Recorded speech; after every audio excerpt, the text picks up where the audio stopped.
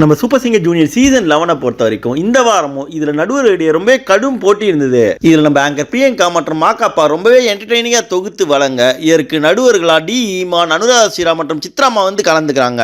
இவங்க முன்னாடி எல்லாம் நம்ம சூப்பர் சிங்கர் குட்டிஸ் எல்லாருமே அவங்களுக்கு பிடிச்சமான பாடல்களை எடுத்து அதை வேற லெவல்ல பாடி அசத்தி ஒட்டுமொத்த அரங்கத்தை தெரிக்க விட்டுருக்காங்க.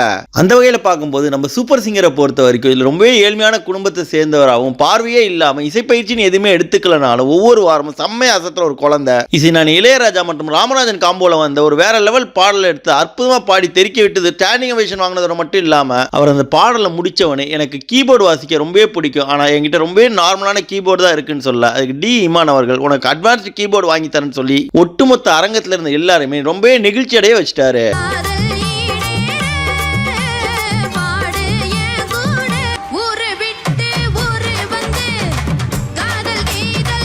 நம்ம சூப்பர் சிங்கர் ஜூனியர் சீசன் 11 பொறுத்த வரைக்கும் இதுல ரொம்பவே தனித்துவம் வாய்ந்த போட்டியாளரா, அதாவது ரொம்ப ஏழ்மையான குடும்பத்துல இசைப்பயிற்சின்னு எதுவுமே எடுத்துக்கலனாலும் பார்வை இல்லாத நிலையிலையும் ஒவ்வொரு வாரமும் சூப்பரா பாடுற நம்ம சர்வேஸ்வரன் இந்த வாரம் நடுவர்களிடையே நடந்த கடும் போட்டியில கிட்டத்தட்ட ஒரு வருஷத்துக்கு மேல ஓடி ரொம்பவே வெற்றி படமான நடிகர் ராமராஜனுடைய கரகாட்டன் படத்துல இசை நான் இளையராஜாவோட இசையில கங்கை அமரன் மற்றும் மலேசியா வாசுதேவன் அவர்கள் செம்மையா பாடி பட்டி தட்டு வேற லெவல்ல கலக்கின ஊரை விட்டு ஊரு வந்துன்ற மெகாயிட்டான பாடலை எடுத்து தன்னுடைய இனிமையான மழலை காந்த குரல்னால வேற லெவல்ல பாடி அசத்தி ஒட்டுமொத்த அரங்கத்தையும் தெரிக்க விட்டிருந்தாரு.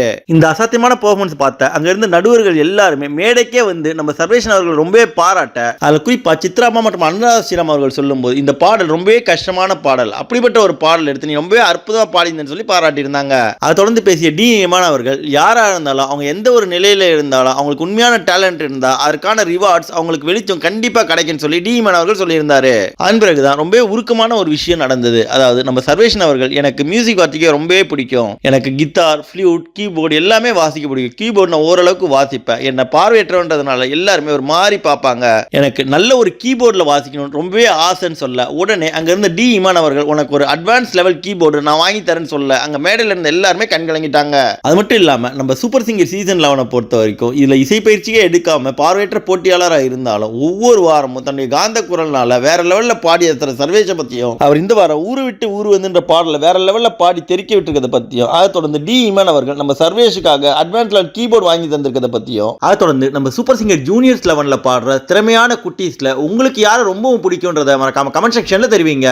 மேலும் நம்ம சூப்பர் சிங்கரை பத்தி தொடர்ந்து பல சுவாரஸ்யமான அப்டேட்ஸ்களை தெரிஞ்சுக்கவும் சாதாரண பாமர மக்கள்ல வாய்ப்பு கிடைக்காம கஷ்டப்படுற எவ்வளவோ அசாத்தியமான திறமைசாலிகளை பத்தியும் அவங்களுடைய அற்புதமான பாடல்களையும் பார்க்க நம்ம தமிழ் ஃபன் எக்ஸ்பிரஸ் சேனலை மறக்காம சப்ஸ்கிரைப் பண்ணிக்கோங்க. நன்றி. இந்த வீடியோ உங்களுக்கு பிடிச்சிருந்தா லைக் பண்ணுங்க, உங்க கருத்துக்களை கமெண்ட் பண்ணுங்க மற்றும் உங்க ஃப்ரெண்ட்ஸுங்களுக்கு ஷேர் பண்ணுங்க. மேலும் இது போல இன்ட்ரெஸ்டிங்கான வீடியோஸ்க்கு தமிழ் ஃபன் எக்ஸ்பிரஸ் சேனலை சப்ஸ்கிரைப் பண்ணுங்க. தேங்க்யூ.